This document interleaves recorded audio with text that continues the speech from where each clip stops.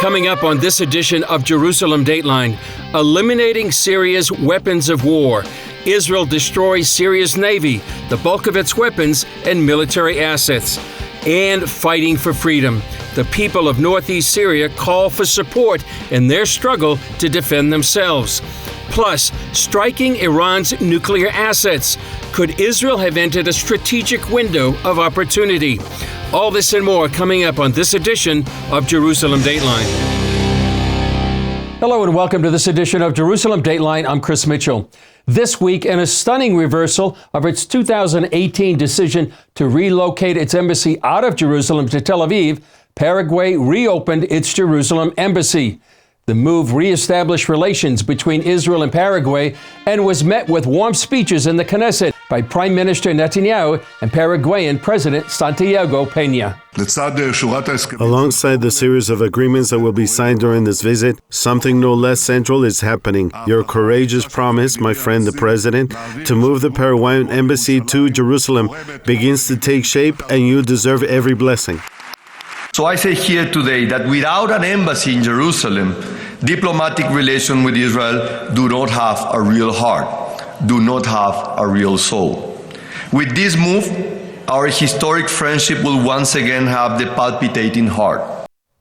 The Friends of Zion Museum hosted a reception in President Peña's honor, celebrating the new embassy and the show of support it symbolizes for Israel. Jerusalem leaders, including the mayor of Jerusalem, Knesset members, and members of the diplomatic community, celebrated Paraguay's decision to relocate the embassy to Jerusalem. President Peña was also presented with the Friends of Zion Award.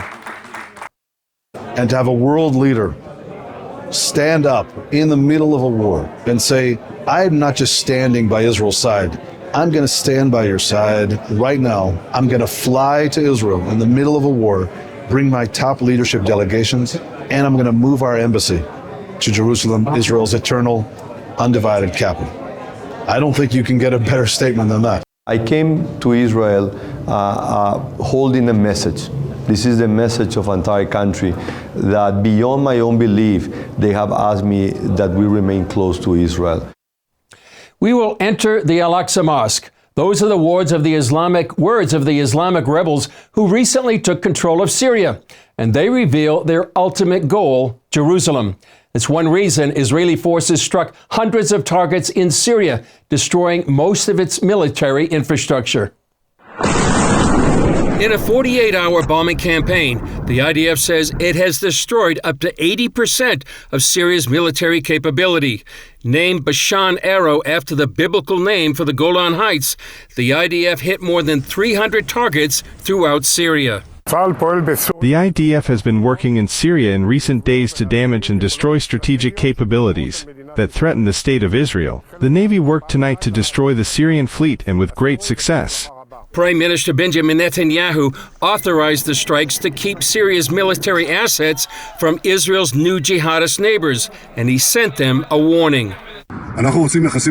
We want relations with the new regime in Syria, but if this regime allows Iran to reestablish itself in Syria, or allows the transfer of Iranian weapons or any other weapons to Hezbollah, or attacks us, we will respond forcefully and we will exact a heavy price from it. What happened to the previous regime will also happen to this regime.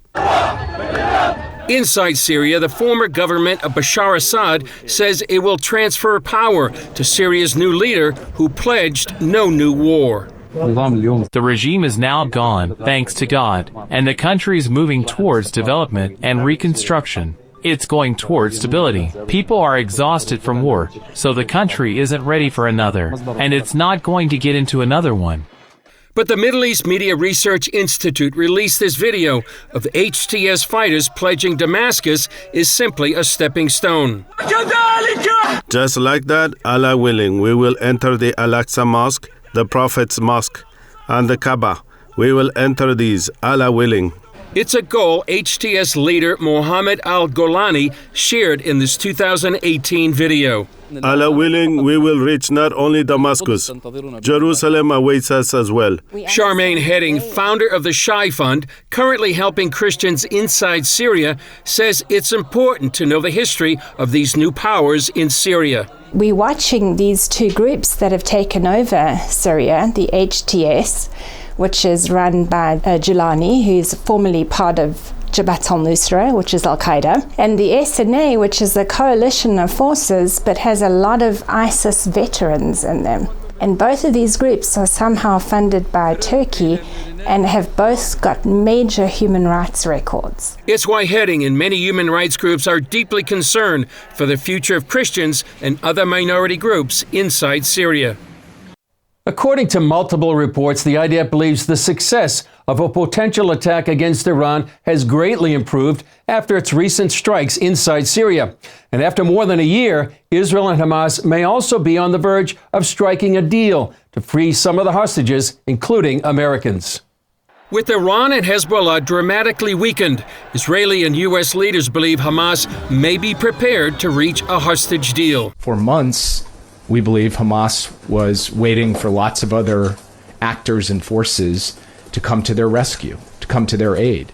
Now Hamas may realize their allies, Iran and Hezbollah, aren't strong enough to save them. Hamas has got to be looking out at the world today and realizing that the cavalry's not coming to rescue them. After days of attacks, Israel has destroyed most of Syria's air defenses, one of the region's best. Now the Israel Defense Forces see an opportunity to attack Iran's nuclear sites with far less danger, since the straightest route to Iran is across Syria. Israel has a window to go attack and destroy all of Iran's nuclear weapons facilities now. On Thursday, for the third time in recent months, Israel's Prime Minister Benjamin Netanyahu once again spoke directly to the Iranian people. Some believe it appears an attempt to encourage them to overthrow the regime that's oppressed and impoverished them. You know what this regime is truly terrified of? It's terrified of you, the people of Iran. And one day, I know that, one day this will change. One day Iran will be free. Netanyahu pointed out how the Islamic regime wasted the Iranian people's money. Your oppressors spent over $30 billion supporting Assad in Syria. Today, after only 11 days of fighting, his regime collapsed into the dust. This evil regime are so brutal. They are killing people. There are hundreds of thousands of people are in prisons. They execute people. Just this year, they executed about thousands of people. The Iranian government arrested Iranian-born Marzi Amirizadeh and sentenced her to death, but released her after international pressure. She writes her story in her book, A Love Journey with God, and told CBN News what Iranians are telling her. I hear many good messages from Iran that how much Iranians are tired of the Islamic Republic regime. They are tired of Islam. One day Iran will be free. Women, life, freedom, zan, zandagi, azadi. That is the future of Iran. That is the future of peace. And I have no doubt that we will realize that future together a lot sooner than people think. Amirizadeh says it's important for Christians to pray for the people of Iran. We can pray for the fall of this regime, that finally Iranians get back their freedom, but above that, the most important thing that's my prayer for the kingdom of God come to Iran and Iranians find the truth through Jesus Christ. Amen. Coming up, a small pocket of democracy in northeast Syria under attack from Turkey. Just days after the fall of the Assad government in Syria, the region is adjusting to new realities on the ground. One area on the border with Turkey could be ground zero for a battle between Western values and Islamic ambitions. It's an area where Christians from many ethnic groups live. Here's the latest. While the leader of the main faction of Syria's rebel forces is pledging no new war, a democratic enclave in northeast Syria that's home to Kurds, Yazidis, and Christians, is being attacked by a proxy army of Turkey. CBN News spoke with a Christian from northeast Syria by phone. To protect his identity, we've disguised his voice and can't show his face. We're calling him Gabriel. So, yeah, we are under attack, and we don't think that Erdogan and his proxies are going to stop in this place in the north. The autonomous administration in northeast Syria is unique in all of the Middle East.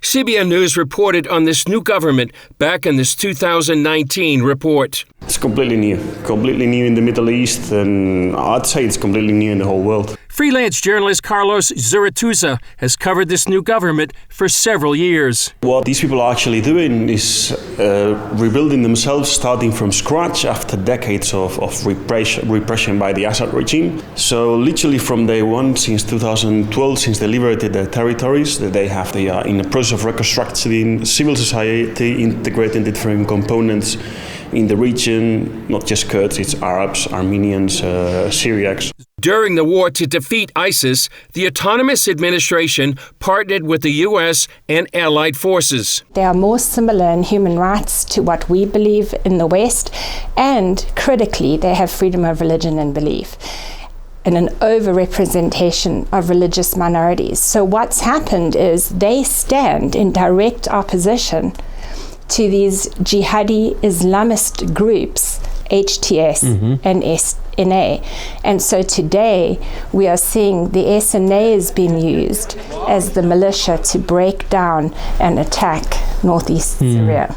The autonomous administration fears the Turkish government of President Erdogan, who has stated his intention to defeat the Kurds of northeast Syria. Given the attacks by Turkish-backed forces and Erdogan's threats, the people of northeast Syria are calling out to the U.S., the West, and the Christian world for help. We call on all the Christians in the world to call their nations and brothers and sisters in their administration to make the Christian, the Kurds and Druze and all the minorities to be able to protect themselves from these kind of atrocities. Gabriel says northeast Syria is not asking for foreign troops, but for the resources to defend themselves. Especially the Trump administration and the Israeli government to make this happen, because Christians all over Syria, Christians all over Lebanon, all over Iraq, they want to survive. Hedding believes it's important to pray for this fledgling Middle East democracy. Because in this area, you have people who can believe whatever they want. Christians, Yazidis, even Muslim background believers who have come to faith in Jesus are able to practice their religion in this area. So pray for northeast Syria, that it'll remain stable and that the international community would stand and back northeast Syria against these Islamist jihadis. Following up on our subject of northeast Syria, we bring you more of our interview with Charmaine Hedding from the Shai Fund. She's worked in the Middle East for decades and is very familiar with the rebel groups in play in Syria. I asked her to fill us in. Charmaine Hedding, founder of the Shai Fund, thanks so much for joining us. You really are involved in what's happening there in Syria right now. For those that are just seeing the news but not sure exactly what's happening, how would you paint a picture of what's happening in Syria right now? So I think, Chris, we're very cautious at the moment. On one hand, we're watching all of these prisoners coming out of the prisons that the Assad regime put for 40 years plus, and we know that he killed over 600,000 of his people. 6 million were displaced and are abroad, some of them. And then on the other hand, we're watching these two groups that have taken over Syria, the HTS, which is run by Gilani, who's formerly part of Jabhat al-Nusra, which is Al-Qaeda, and the SNA, which is a coalition of forces but has a lot of ISIS veterans. And both of these groups are somehow funded by Turkey and have both got major human rights records. So cautious, optimistic might be a bit too much. And so these groups, the HTS and the SNA, how dangerous can they be? Could they be? Well, when you look at what the HTS did, for example, in Idlib, we saw major human rights abuses. on the Druze, the Christians, the Yazidis, and Shiite minorities. And for example, the Christian community was over 10,000. HTS came in, implemented Sharia law. There's less than 300 now. And when we look at what the SNA is doing, the Syrian National Army, which is a weird name because it's not the national army, it's actually a Turkish-funded proxy militia, we understand that they are committing major human rights abuses, and we've just seen a report come out in the last 12 hours documenting some of these abuses of the people that have fled Afrin into the Shaba region and now are fleeing again. And they're heading to northeast Syria. Now, one part of Syria that people may not be aware of, northeast Syria is actually a fairly democratic area where there's religious freedom and people are heading there. Is that area in danger right now? So yes, so the remarkable thing about northeast Syria is when the coalition forces looked around to find a partner to combat the Islamic State, they asked Turkey and Turkey refused, and we found out later actually backed a lot of the ISIS fighters and supported them. And then they ended up in northeast Syria. Why? Because in 2012, northeast Syria designed this good governance, the social contract between the people and the government of northeast Syria, where they have inclusiveness, participation. It's a critical time right now, and things are so uncertain and shifting, but how can people pray, and how can people perhaps affect policy right now? So, first of all, I would pray for northeast Syria. Also pray that when the whole of Syria will be able to have a representation of Syria and not just radical Islamic policies and style of government, that it will actually be more representational, because we know, for example, that there are Yazidis, there's Kurds, there's Christians. Aleppo is one of the oldest Christian cities in the world, and there's 2,000 years of history of Christians in this area. Great points for prayer, and thanks for giving us an analysis to help understand what's actually happening in Syria that is so important right now. Thanks, Charmaine. Thanks, Chris. Up next, author Joel Rosenberg on a new dynamic in the Middle East and what it could mean for Iran. With just about a month before his inauguration, many are wondering what kind of Middle East policy President-elect Trump will enact. I spoke with Joel Rosenberg, author and editor of All Israel News, to get his perspective. Iran's supreme leader recently called for the assassination of Israeli Prime Minister Benjamin Netanyahu. What the Israelis did is not victory, it's a war crime. Netanyahu's arrest warrant has been issued, but this is not enough. An execution sentence for Netanyahu must be issued. Khamenei also denied that Israel defeated his allies, Hamas and Hezbollah. These are not victories. The enemy didn't win in Gaza. The enemy didn't win in Lebanon. The enemy won't win in Gaza and Lebanon. I think the most terrified world leader on this planet right now is the supreme leader of Iran, Ali Khamenei. I think the happiest world leader on the planet right now is Israeli Prime Minister Benjamin Netanyahu. Netanyahu has a friend coming back into the White House in Donald Trump. Joel Rosenberg of All Israel News says Trump's victory changes the dynamic between Israel and Iran. The supreme leader of Iran has got to be shaking in his sandals, right? Because Trump is going to be very tough on the Iranian regime. He's already signaling that he's going to reapply a very severe maximum pressure campaign of severe economic sanctions to bring the Iranian regime to its knees economically. A new report from the Middle East Forum predicts Trump will pursue an enhanced version of the maximum pressure campaign with the explicit goal of regime change in Tehran.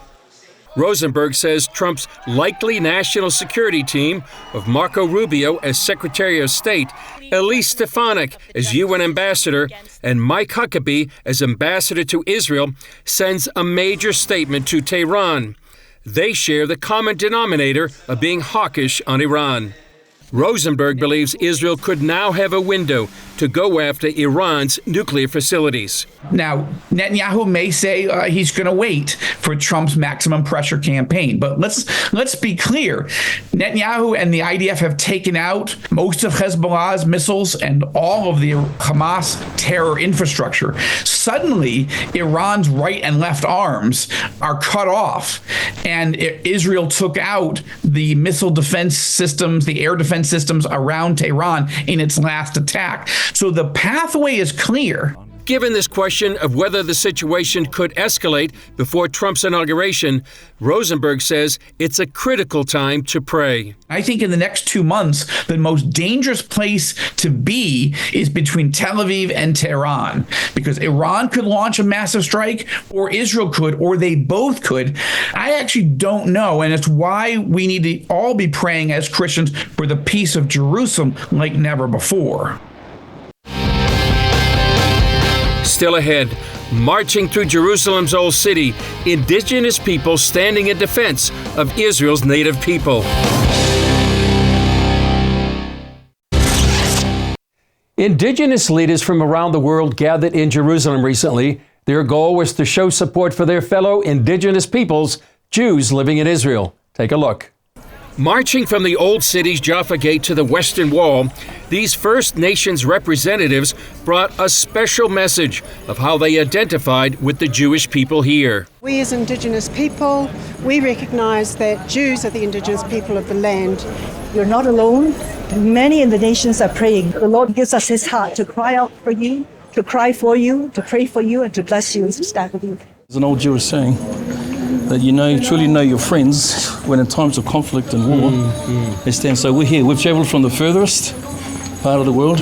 Dr. Sherry Trotter of the Indigenous Embassy of Jerusalem and a New Zealand Maori sees this as a way of pushing back the recent wave of accusations against Israel. We stand against the false narrative which paints Jews as the foreign colonizers in their ancestral homeland. Many of the delegates here come from these settler colonial countries like Australia, New Zealand, Canada, America, where this narrative has just taken hold, especially since after 7th of October. Trotter counters the narrative by pointing out Jews really decolonized the land. We know that Jews have been here more than 3,000 years. This is the land where their unique culture developed, their practices, their religion, their language. The Honorable Alfred Nagaro, also of the Indigenous Embassy of Jerusalem and a former New Zealand representative, sees this march as the Bible coming to life. Isaiah 62 talks about that. Push through the gates. We just went through the gates. Yep. Remove the stones. The stones we currently have in our nation and around the world. Stones of false narrative, of hatred. So we want to remove that. That's part of what we're doing. This First Nations group, which identifies with the Jews as the original indigenous people of Israel, joined soldiers in the Jewish quarter singing Am Israel High, Hebrew for the people of Israel live. The delegates see this as supporting Israel in perhaps its darkest hour since the state's establishment. Grand Chief Linda Prince, envoy of the Indigenous Embassy, Jerusalem, is raising up an army of prayer warriors to fight alongside Israel. Fight on and finish this battle. We're fighting with you in the spiritual realm. And many of our First Nation youth and the Maori youth that I've been in meetings with, they say, can we fight for Israel? Can we join the IDF from the nations of the world? We're rallying up people from around the world and our own people to pray. It has to be 24/7 because you're fighting a war here 24/7. And we recognize that Israel's fighting for us in the West as well and all the nations of the world. Gidon Ariel, founder of Root Source, talks about the deeper biblical relationship between Christians and Jews. It's really something that I think is a realization of prophecy, that people from all over the world are coming and blessing Israel and thanking the Jewish people and connecting to the Jewish people and supporting the state of Israel. Members of Regent Sami Thomas's South African Khoi tribe signed a covenant with Israel after their government leveled charges of genocide against the Jewish state at the International Court of Justice. This fight against the Jews is not actually against the Jews. It's a fight between good and evil. It's a fight against those that hate God and His promises and don't want to see the promises of God fulfilled. We stand with the Jews. Prayer leader Rick Riding senses this as a promise of what is to come. Nations and peoples are in the valley of decision. And it seems to me that he's using these First Nations people who are nations. Biblically, the Greek word is ethnos. So they are a people group. And they're leading the way for nation states to realize we've got to make a choice. Are we going to believe all the false narratives? Or are we going to stand with God's word and who He says Israel is to Him? And so they're leading the way. Chris Mitchell, CBN News, the Western Wall, Jerusalem. Well, that's all for this edition of Jerusalem Dateline. Thanks for joining us. And please keep praying for the hostages, for the peace of Jerusalem, and for all of us here in the Jerusalem Bureau. I'm Chris Mitchell. We'll see you next time on Jerusalem Dateline.